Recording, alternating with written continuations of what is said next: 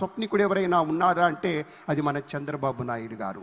అధ్యయనం, ఆలోచన, ఇవి రెండే కళ్ళు. జనహితం, ప్రజామతం, ఆయన నమ్మిన దేవుడి రూపం. ఆ విధంగా చంద్రబాబు నాయుడు గారు రాబోయే ఎన్నికల కోసం కాదు, రాబోయే తరాల కోసం కృషి చేస్తాడు. కాబట్టే నిజమైన నేతగా ఉంటాడు. మన పవర్ స్టార్ పవన్ కళ్యాణ్ గారు విచ్చేశారు.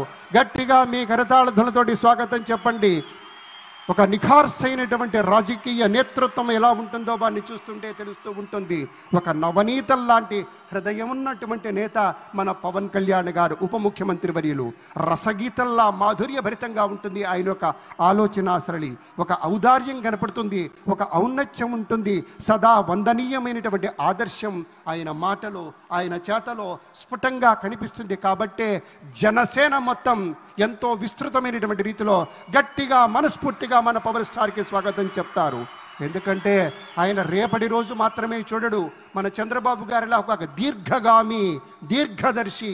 అలాగే ఒక దీర్ఘదర్శిగానే ఉండటం మాత్రమే కాదు, శీఘ్రగామి. అనుకున్న పనులు చిటికలో సాధించుకుంటూ వెళ్ళాలి, దానికి కావలసిన విజన్ తోటి ముందుకెళ్ళాలి అంటాడు. అలాగే ప్రతినిత్యము, ప్రతిరోజు, ప్రతి గడియ ఈ రాష్ట్రం తాలూకు ప్రజల యొక్క క్షేమం గురించి హాయిగా, ఆరోగ్యంగా, ఏ చింత లేకుండా ఉన్నారా అనేటువంటి ఒక ఆలోచన చేస్తారు మన పవన్ కళ్యాణ్ గారు. అలాగే మన అందరి యదమందిరాలలో ఆయన ఆవాసం ఉంటున్నాడంటే అది ఆయన గొప్పతనంగా మనవి చేస్తే, తను పంచేటువంటి మంచితనాల సావాసమే. మనమంతా జనసేన మిత్రులారా ఒక్కసారి మీ కరతాళ స్వాగతం చెప్పండి. అర్ధాతీత మహోన్నత వ్యక్తిత్వానికి స్వాగతం అంటూ మన ప్రీతమ ఉప ముఖ్యమంత్రి వర్యులు శ్రీ పవన్ కళ్యాణ్ గారికి స్వాగతం. పెద్దలారా, మనిషి మనసు కలిస్తేనే ఒక మహోన్నతమైనటువంటి నగిషి నగల ధగాయమానంగా మెరిసేటువంటి రీతిలో నిరాడంబరత అనేటువంటి ఉనికిని నిశ్శబ్దమైనటువంటి విజయంగా మలుచుకుంటూ ముందుకెళ్ళినప్పుడే మనకి సాకారమయ్యేటువంటి దృష్టాంతాలు అనేకంగా మనవి చేస్తూ, ఇప్పుడు మరికొంచెం సేపట్లో మన ముఖ్యమంత్రి గారు అలాగే అనుసరించి ప్రధాని గారు విచ్చేస్తారు. It gives us great pleasure to welcome our Honorable Governor Shri Abdul Nazir ji. A warm welcome to you, sir. We also welcome our Deputy Chief Minister Shri Pavan Kalyan Garu. It gives us great pleasure to welcome Shri Ram Mohan Naidu Garu, Honorable Union Minister. We also take the pleasure to welcome Dr. Chandrasekhar Pemmasani Garu, Union Minister, and Bhupati Raju Srinivas Verma Garu, Honorable Union Minister. We also take the pleasure to welcome Sri Nara Lokesh Garu, Honorable Minister, Government of Andhra Pradesh.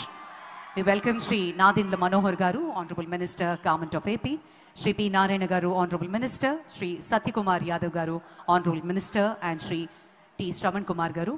We take the pleasure to welcome, and it gives us great pleasure today for the laying of foundation stone, inauguration, dedication to the nation of various projects by the Honorable Prime Minister Sri Narendra Modi ji. In a short while, he'll be joining us on the main dais.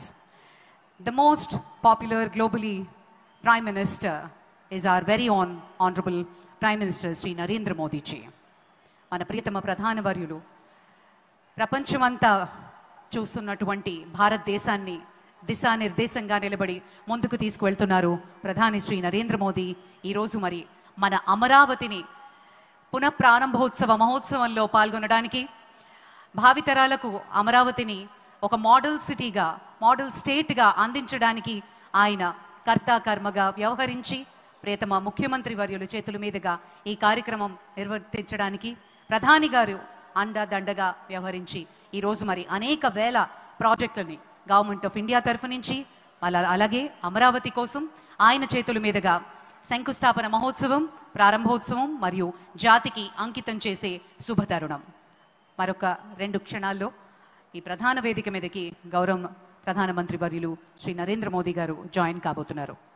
ఇక అమరావతి గురించి మనందరికీ తెలుసు. ఒక model సిటీగా దీన్ని నిర్మించి ఎంతో అద్భుతంగా దీన్ని ప్రణాళిక కూడా రూపాంతరం చెందింది. ఇక ఆంధ్రప్రదేశ్ రాజధాని గురించి చెప్పుకోవాలంటే అమరావతి చరిత్ర 2200 ఏళ్లకు పైగా పురాతనమైనది. అశోకుడు, శాతవాహనుల కాలం నుంచి తెలుగు సంస్కృతికి కేంద్రంగా